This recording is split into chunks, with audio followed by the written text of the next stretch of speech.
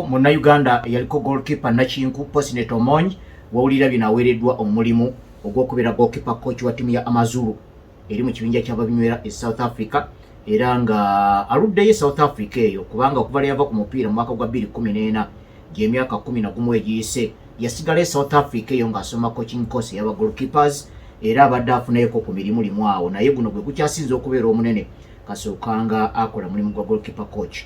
Omusajja ono yaliko mu ttiimu ya Police FC era ttiimu y'abannaffe aba Sports Club Villa gye yamugula n'abakwatira okuva 22 paka 25 kitegeeza nti abo baba bakwatagana ne coach Micho omulundi gwe yasooka okugira ddala mu Uganda ng'atendeka Sports Club Villa era kiba kiddayo ne ku byafaayo ebyafaayo bya Posnet Omonyi biinako ekibajjo byekitaputa ku goalkeeper Dennis Onyango Masinde kubanga ako ke kaseera we yali agezaako okugirayo obwenyi naye nga Posnet Omonyi akwata n'obuwuka nga talina wasobola kukwata ate nga senior kale n'oluusi Dennis Onyango n'abeera ng'emipiira egimu asamba mu maaso era baali bazannya Villa yali ezannya ttiimu ya Ruhinda mu mwaka gwa 2024 Dennis Onyango yakuba ku kyoto era okukakkana n'ateebamu ne goolo 3 mu lulimi olw'omupiira gye tuyita hat-trick kyokka nga goalkeeper n'olwekyo Posnet Omonyi ogezaako okugyawo obwenyi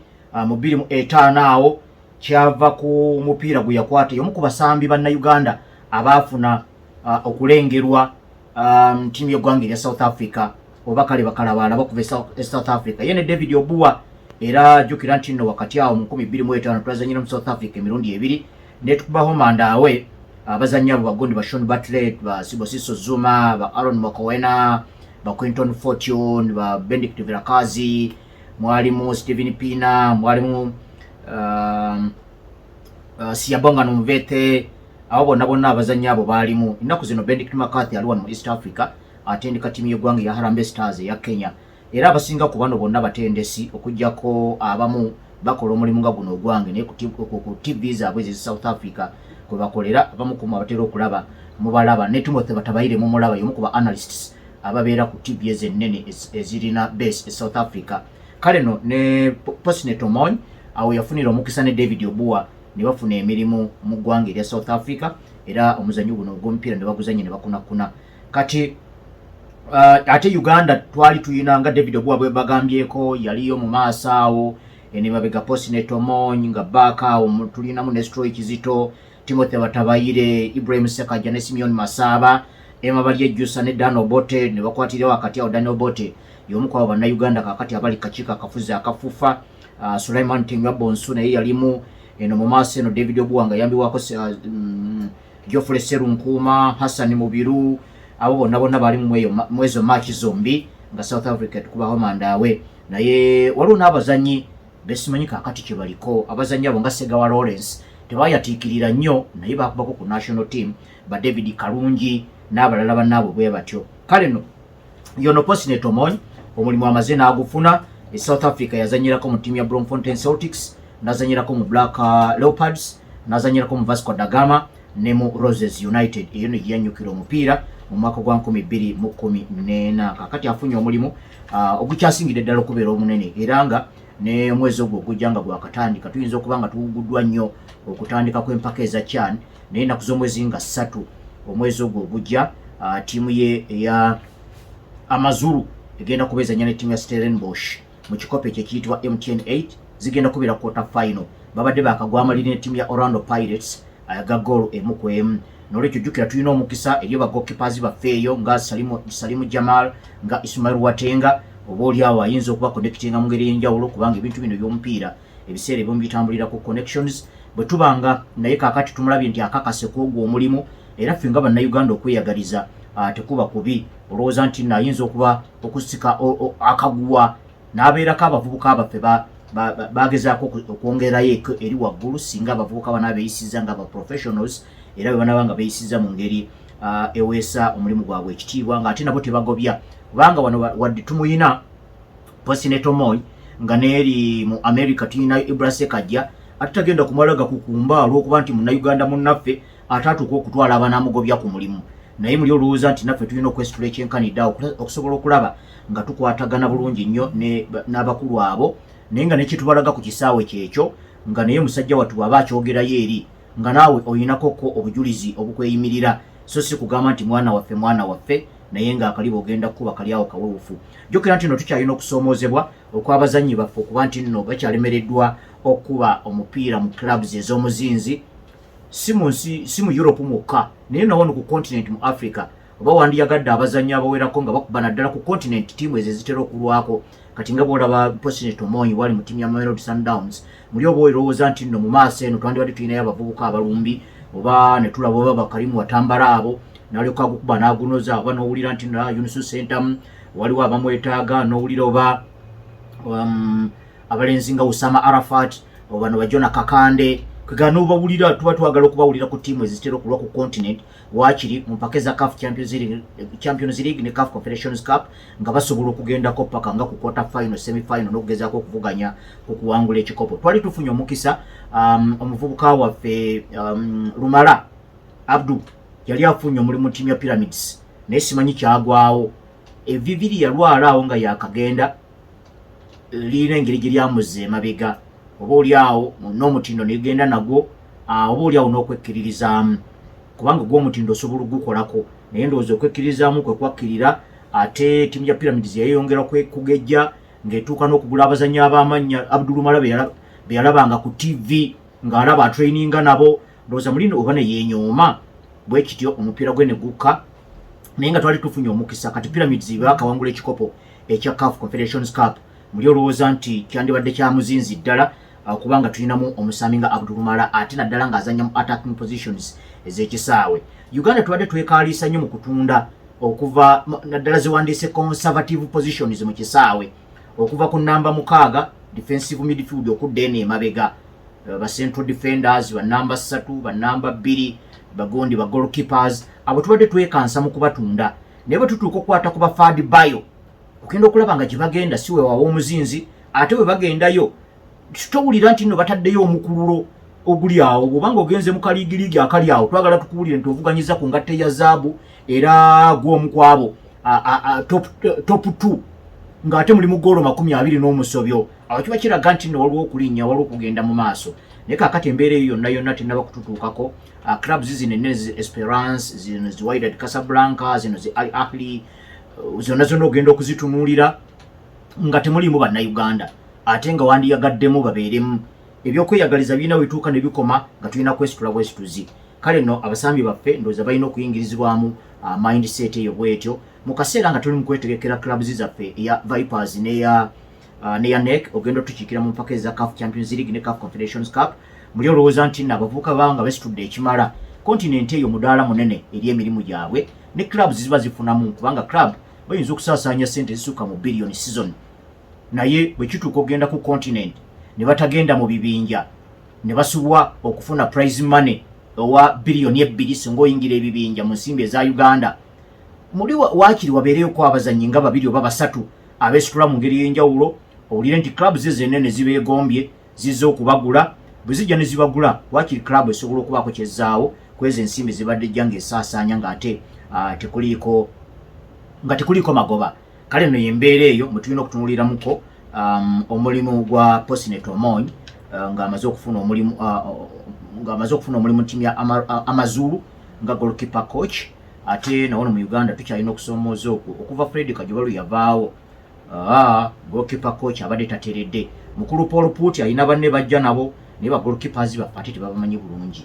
Ate ogenda okubatunuulira kati goalkeeping yakyuseemu, abasambi basamba bali 11.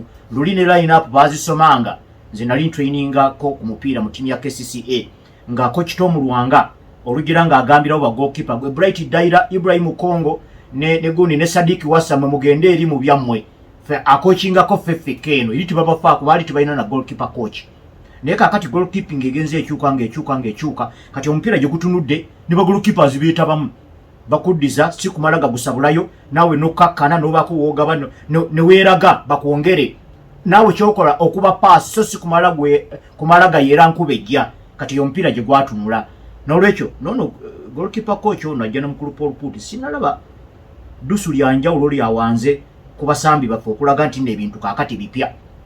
Naye oba oli President Omonyi Uganda bwe nebeetuse okubasobola oba oli awo eneebazza ne bongera okuyamba ku nsi yaboobwe. Tukyase ya mpola mpola abawagira omupiira gw'Ebungereza mutera nnyo okutunuulira ttiimu zammwe ezo omukaaga: Liverpool, Chelsea, Man United, Arsenal, Tottenham Hotspur ne Man City. Nga kyemubatunuuliramu otunuulira gwe bwoguze nekyosigazaawo nekyotunze n'ogeraageranya n'oyo gw'osuubira okuvuganya ku kikopo. Abamu nno kumwe temuteekamu Newcastle naye ngamba naye mwandigitaddemu kubanga eyinako ku ttiimu zammwe ezo zeesobola okuzoganya. Ate era bw'otunuulira bw'obanga oyagala kuwangula kikopo, ezo ttiimu omukaaga tezikuwa bubonero buwangula kikopo anti ziba 5, bw'ojjako eyiyo ziba zisigadde 5. Bwe ziba nga points ziri 15 zojja mu match ez'ettaano zozanya abanene aba5 ku homanda awe okunganya points 30, ezo sebo tezirina bwe zikuwongera ku kikopo okujjako mpozi okwongerezaako. Kati kilabu zizino ezirala ezisigaddeyo 14 mwandiba ze musinga n'okutunuulira ennyo gwayagala okuwangula ekikopo. Oyinza n'okuyiginowalinga zino ennene waakiri n'ogira bino ebyokwegera eryanyi n'abawagizi bafuneko ku lwaliro bakuba ku social media na biki, naye zino ttiimu zino 14 zonkulu nnyo kubanga ze zisinga obubonero obungi. Kati eyo temutera kutunulayo nnyo, naye ngenza okumagamaga ttiimu ya Sunderland nga eyagala kugula Granit Xhaka.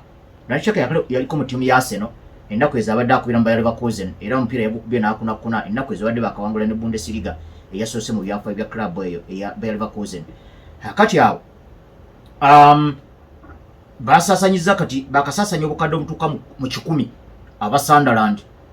Ebya Granit Xhaka tebirina bakuyitamu bakyamutetenkanya naye bamaze dda okufuna Enzo Lefi okumugyamu AS Roma. Bafunye dda Habibu Diarra ku bukadde 30. Ono ne yabadde akyasinze okusaasanyizibwako ensimbi ennyingi sofa nga bagula abasajja bano aba Sunderland. Bamugya mu Strasbourg eri Bufalansa. Noah Sadik bamugya mu St Gilloise eno club eri mu Bubirigi. Leonardo Mandapa mubadde mu mulabo musajja oyo ng'akuba okusingira ddala namba 3 eya ttiimu ya Atletico Madrid bamufunye. Ne baleeta ne James Dean Talibi bamugye mu Club Rouge. Bafunye no winga Simon Adingura eyabadde mu Brighton and Hove eye Sunderland. Kakati kyangu nnyo gamba nti nno Sunderland ne bweneegula tesobola kuwangula kikopo, naye weekutuukirako waawano Sunderland esobola okusalawo awangula ekikopo kwata awangule wadde yo nga teewangule. Ne weenebezeeyo mu kibinja ky'abansi bweyongera okwenyweza muneenyweza nga gye tulabyeko, oyinza okusanga nga gugamba nti mugenda kukyala ku maka gaabwe aga Sunderland, ogenda okulya nga bakugyeko draw, kyokka ng'obadde oyinako omunene munno gw'ogezaako okufubutulaawo, olaba draw bwekuzzaamu emabega ne tan moral okukkakkana nga bakugize ng'ekikopo bakikututteko.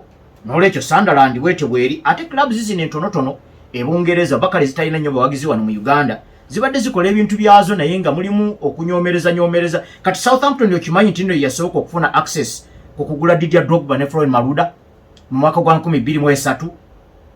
Bwe basooka okufuna omukisa baali bagenda bagula bombi ku bukadde buno obwa euros, naye ate awo ttiimu ya Chelsea we yava ne Jose Mourinho waabwe era okukkakkana nga abavubuka bombi bagenze mu ttiimu ya Chelsea oluvannyuma ne bawangula byonna bye twalabako ne bafuuka ne ba Legends. Ne gundi Newcastle waliwo ekiseera nga yagala kweroboza ku Zinedine Zidane ne Ronaldinho Gaucho, naye nga bagamba omanyi Zidane oyo omupiira yagukuba nnyo naye yali late developer eri wansi mu myaka egyo 16, 17, 20 yali tawulizika, yakula kikeerezi agenda okutuuka okujjayo obwenyi ng'omupiira alina mungi. Kaakati aba Newcastle ne bagamba nti oyo mupiira gwe naawe leka tegukuba mu Newcastle, ne bazaalawa. Ate ye Gaucho ekyamubalemesa nti yali wa bbeeyi. Virgil van Dijk nga tannaba kwegatta ku ttiimu ya Celtic mu 2013 Brighton and Hove yamusookako, naye somehow diiru negaana okuyitamu kakana ageze mu Celtic 2013.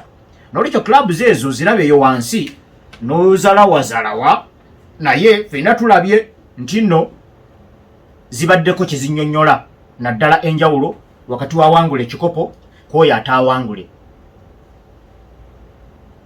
Zayo walindaga obulango bwe bujja kuba wano basobola kulaba. Kakati Liverpool ne Newcastle nabogeddeko wano olunaku lwajjo. Naye okimanyi nti olutalo lwabwe lwe bali mu kubazannyi abafaanagana luyina engeri gye lukosaamu Man U. Kati wekiri mu kaseera kano Liverpool bwe basisinkanye mu katale ne Newcastle. Okusooka Liverpool yabadde yagala kutwala omuzanyi Alex Isak nga baagala kumujja mu Newcastle. Jukira Newcastle naye ina ebizibu byayo. Callum Wilson yabadde abagenzeeko ate nga baagala okusigaza ne Isak kuba banoonyeza omuteebi omulala. Yensonga lwaki Isak bamutadde ku bukadde 13. Liverpool negamba waliwo cheaper option ya Hugo Ekitike. Kakati mu Hugo Ekitike ono wabaddewo embeera egamba nti singa Liverpool etwala Isak, Newcastle yamaze dde okuweerezayo abawanvu n'abampi okwongera okunoonyereza ku Hugo Ekitike. Of course Ekitike ng'ayewa layisimuko ate era ne goolo ze si nnyingi nnyo, mipiira 64, goolo 26, assist 14. Kitegeeza mipiira 64 yeetabye mu goolo omugatte 40. Kaakati Liverpool bwekyusizza obuwufu ng'eyagala Hugo Ekitike, obwetaavu bwa namba 9 omulala obwa ttiimu ya Newcastle ne busigalawo awavudde Callum Wilson. Kati ate bo ne bagenda mu gundi mu ttiimu ya Brentford nga baagala okugyayo Wan Wissa. Kati Wan Wissa ono okuvaayo kwe kulina engeri gye kulinyirira diiru ya Man U ey'okwagala okufuna Bryan Mbeumo, kubanga omutendesi wa Brentford omupya Keith Andrews ye yasinze n'okuleeta okuluma ejiiko. Yagambye bannaffe mwefudde beggomba muli bakitunzi, mwakamala okutunda kooki wammwe Thomas Frank ye yabatuusiza ku birungi okuva yabajja mu kibinja kya wansi. Ye kooki abadde akyasinze mu byafaayo byammwe ne mumuta n'agenda, Spurs yamututte. Temwakomyawo wokka ne muta kapiteeni wammwe Christian Nogard n'abagendako mu ttiimu ya Arsenal. Tekibamalidde, kaakati mwagala kutunda Bryan Mbeumo mumuguze Man U, yabadde omuzanyi wammwe asinga season ewedde. Kaakati ate ne Wan Wissa naye agende. Era omukulu olwagize kyeyakoze ng'ayagala kulinnyisa bbeeyi. Buli musambi gw'osongako bamulinnyisa ebbeeyi mukulemesa. Kati ate United weeri eri mu mbeera y'obwetaavu. Obwetaavu buno bujja mirundi ebiri. Ekisooka, omusambi gw'oyagala okugula obujulizi we buli nti omwetaaga, oyagala kuteebera goolo. Ekyokubiri, negotiations zitambula kasoobo. Ekyo kyongera okwanika nti nno oli mu bwetaavu, ojja kutuuka n'okupapirira ogambe nti ebano yakatolika sawa yono mugire mukutule. Kaakati bw'ogamba mukutule oli akimanya nti oli vulnerable, akimanya nti nno omusambi ono omwetaaga ne bamulinyisa ebbeeyi. Kati gwe bandigambye obukadde 6, kubanga jjukira Bryan Mbeumo yasookera mu bukadde 6, abakulu bano ne bajjanga bejjulula olwayanga baga ti oyo omulenzi ensimbi ze mwaguze gundi ono Mateus Cunha ze zimu ze muyina okugula ne Bryan Mbeumo. United bwe yayingizayo bidi ey'okubiri basanze beekyusiza naye mu butuufu muyina okwongera ku ssente, kubanga omusajja oyo golo zaakuba n'omupiira gw'ayina gusinga n'ogwa Mateus kwegamba ng'olaba bagenda bejjulira, kubanga naawe gwe basika bakulaba ojja nga n'ekikupika sigamba nti weeraga naye omusambi omwetaaga. Kaakati wuno kooki aleese kiremya. Kaakati Newcastle bwe yeeyongera okwongera okupasiwinga Wan Wissa, tolabanga United eyinza okuviiramu awo ku Bryan Mbeumo. Jjukira n'ekimu ku biranda za negotiations zino, CEO mukulu Omar Beralda yagambye nti mwe bannange omusambi eyandibadde obukadde 4 bamubaguza bukadde 7, ani abanegotiatingira mmwe basajja battu tiye ono musambi nze nda bukadde 3.5 mwamuguze 7. Kaakati tayagala kumala gadibuuda nsimbi, naye ate mu butamala gadibuuda nsimbi bali bo bakimanyi nti nno abasambi buli gw'osongako omwetaaga n'olwekyo bagenda kulinnyisa. Kaakati awe wali akattu. Tubadde tugezaako okutunuulira okugulana wakati wa ttiimu ya Newcastle ne ttiimu ya Liverpool engeri gye kuleeteramu Man U akabasa. Era we twogerera bino, Bryan Mbeumo yatandise dda okutendekebwa ne ttiimu ye ya Brentford ng'alinga asaaliza.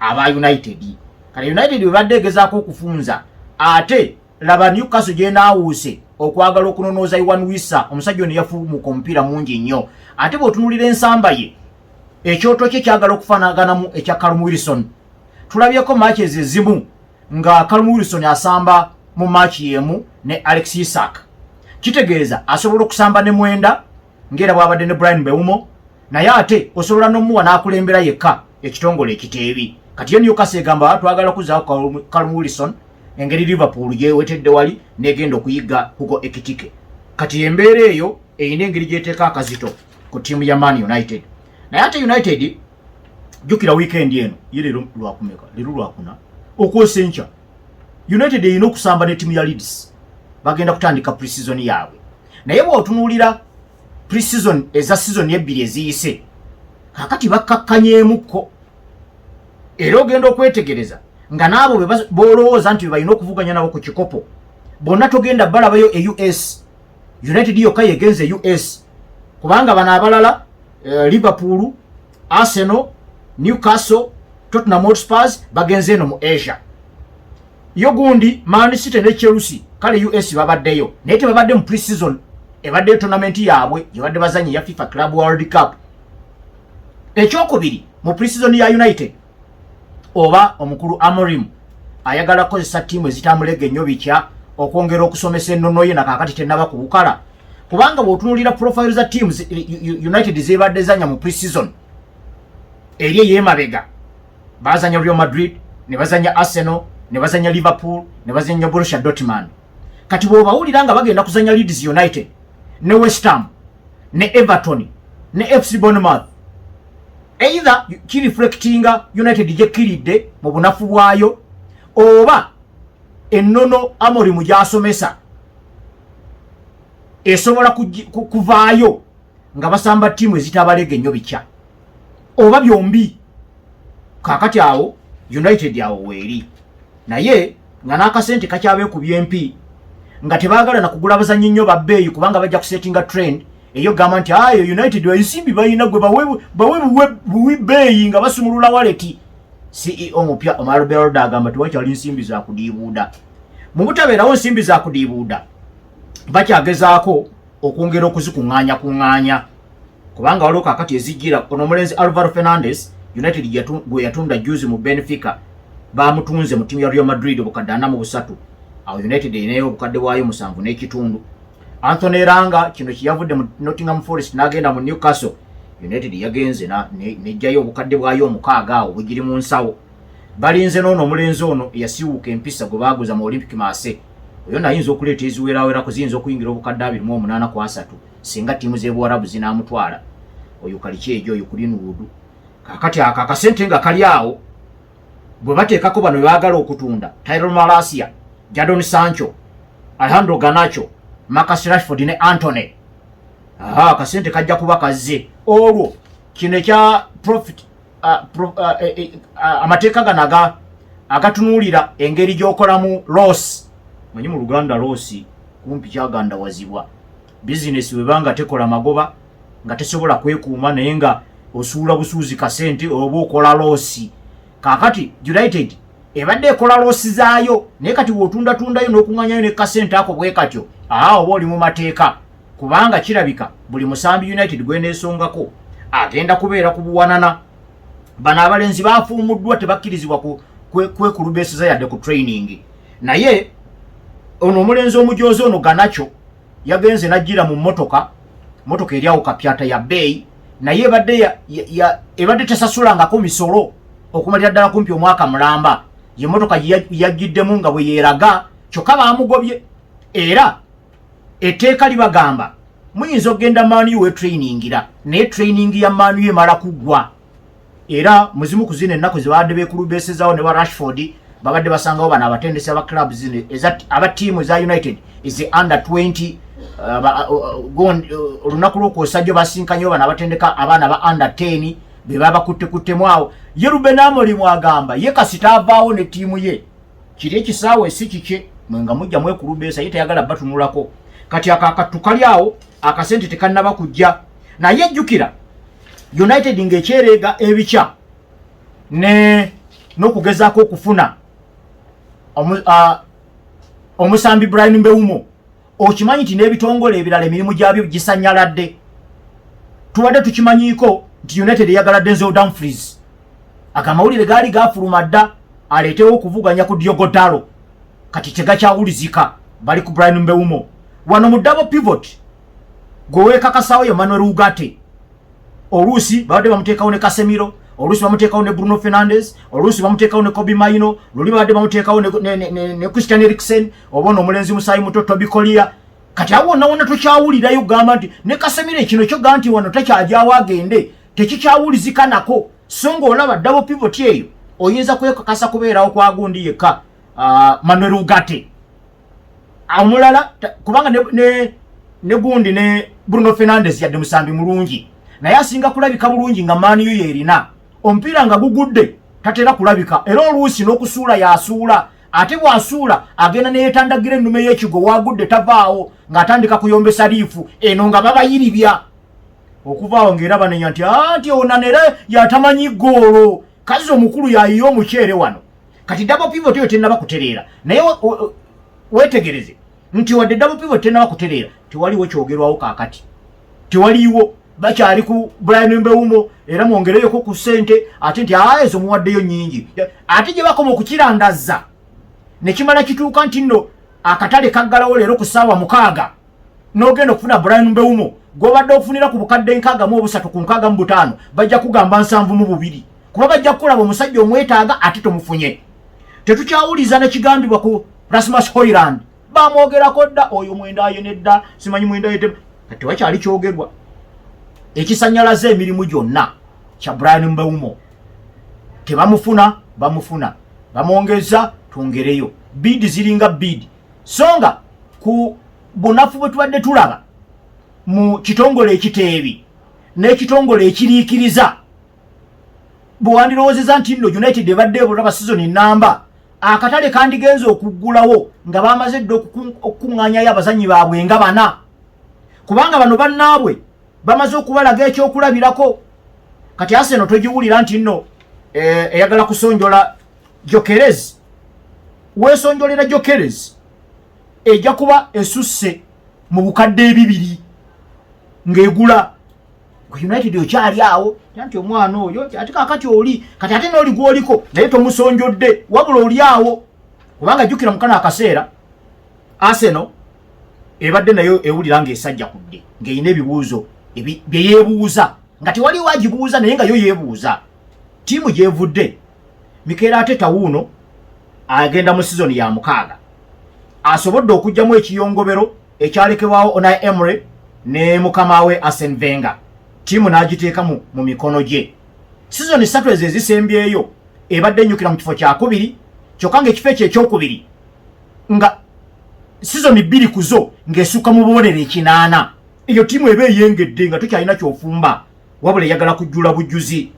Bamaze dda Christian Nogard bamufunye mu bwangu ne bamuwa ne shirt number 16, Martin Zubimendi ne bamuwa 36, Kepa Arrizabalaga ne bamuwa 13, Noni Madueke tebannaba mukakasa, tebannaba mutongoza naye nga musambi waabwe era batandise n'okubaganya ebirowoozo bamuwe shirt number 10 bamuwe shirt 14 ya Thierry Henry. Ali awo bwatyo baagala Christian Mosquera owawulira bagenda Man City bukadde 2 yabusaasanya mu January mwokka, juzi yayongeddeyo 10.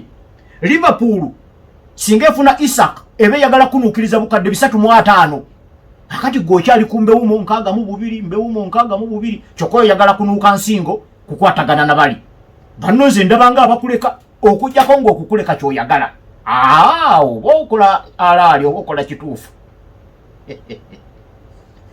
Bwana yange mwebale kuwuliriza, njagala kugabira omuntu anaaba asookedde ddala okuwangula Sabula Bingo mu bakamanyi. Kasooka nga bakamanyi kabeerawo tewaliwo yali awanguddeko. Njagala okufuna asooka ate njagala okwata n'essimu kubanga owaayi nga sikuwulira bulungi anti nze nkola ku byuma by'amaanyi ebya Ssaabasajja. Yogera ensi kuwulira amannya.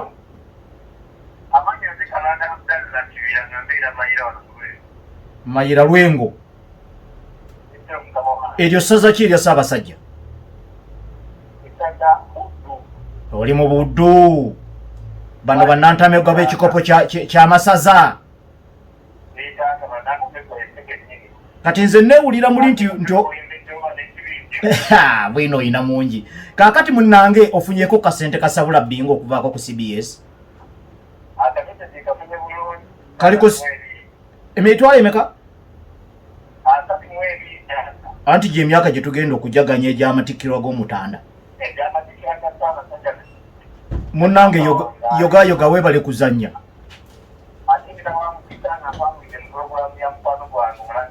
bannaye nga neesiimye era gw'osoose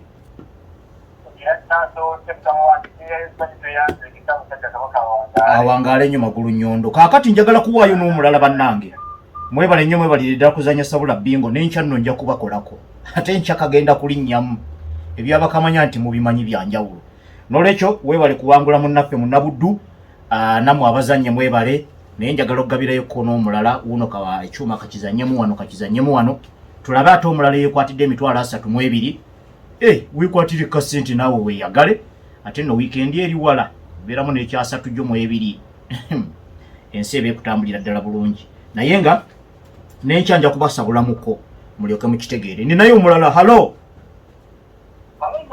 iwangi iyi toyogedde namanya nze lumanso ntegedde gwe gwana wangi kigunduyisa osinzidde ludda waawo kalisizo ekya 32 kikuli ku kido wano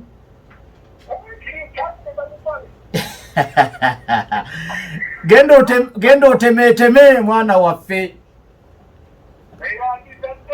otyo awangaale nnyo magulu nnyondo mwebale kuzannya mwebale goberera enkyanja kubongera ekya wiikendi mujja kukitegeera era ne programu eno njagala giwumbirako wano kubanga obudde tebutuganyiza naye mwenna abasabudde bingo kyemukoze kyekisinga era mwebale nnyo mwebalire ddala aba Chelsea mbadde ndowooza nno nti kemwawangudde PSG n'ekikopo ekya FIFA Club World Cup mbadde ndowooza nti nno ekintu mwakitadde ne mulagaya ne mugamba wetukubira PSG badde fukamiza buli muntu ane ayinza okutukwatako ate jjukira ekyoto kyokka Chelsea ekitaddeko obukadde 173 bukadde 173 kyokka nga mu kukiteekako obukadde obwo bwonna babadde bakamala okulabika obulungi mu mpaka eza FIFA Club World Cup kubanga buli mupiira gwe basambye mu mpaka ezo bateebyemu goolo mipiira 6 bateebye goolo 14 newankubadde babakubyemu omupiira gumu aba Brazil bali aba Flamengo babakuba goolo 3 naye waakiri era bateebamu goolo emu so kirabikanga ekyateereddemu kirabikanga ekyoto ekyateereddemu João Pedro, Jamie Gittens, Liam Delap, Brazil Estevão Willian bonna bazedda ngenzo okunoonyako nga baagala ne Morgan Rogers okumujja mu ttiimu ya Aston Villa kati ate jjukira Enzo Maresca alabika ayigga abavubuka be byatendekangako mu academy eya ttiimu ya Man City kubanga ne Morgan Rogers yaliyo kati baagala okuteekawo omulengo bawanyiseemu Aston Villa bagiwe Nicholas Jackson jjukira Nicholas Jackson yakolako ne Unai Emery omutendesi wa Aston Villa mu ttiimu ya Villarreal kati yamutegeera n'olwekyo Morgan Rogers bwajja ajja kubaasangayo ba OB be yali nabo mu academy ya Man City okusookera ddala ku coach yennyini Enzo Maresca oteekeko ono Cole Palmer oteekeko ono omuteebi omulala gundi Liam Delap gwe baleese olabe bagezaako okuzimba ekintu kyabwe akati awo bannafaawo we bali ate nga ne ku under 21 eya Bungereza yasambako n'ono omulenzi Gittens Liverpool Chelsea gwe yaguze under 21 eya Bungereza akati awo bwe bongerako wano Pedro Neto bano bagundi ba Christopher Nkunku bano ba Mado Broja Raheem Sterling balabika bagenda era ndowooza ne Ben Chilwell yandinoonyezaako ku kibanja awalala bonna be baayazika balabikanga akaliba kaabwe akatanoze balinze alipota okuva ku mutendesi ow'abazanyi abaazikiddwa obabo be batya bamuyita lone technical coach ye Kalo Kudikini aba Chelsea Kudikini mumujjukira abakwatirako ku goolo waliwo ne technical analyst Bernardo Cueva omuyitale be bayina okumala okola analysis oweyo reporter zaabwe. Jukira Chelsea bw'otunulira fixture eggulawo Premier League erabika esambika, bayinamu ttiimu z'e London nnya eziddiringana. Basooka na Crystal Palace, bazeeko West Ham, bazeeko Fulham, bazeeko Brentford. Banagenda okusamba Man U nga gino emipiira ena bw'oba Chelsea yagala kuvuganya ku kikopo kirijo oba tubukuŋŋaanyiza obubonero bwo ku busatu obubonero 12 ng'okulembedde ne tebo. Naye ebyo ebibuuzo ansa zaabyo tuzirinze bulinzi.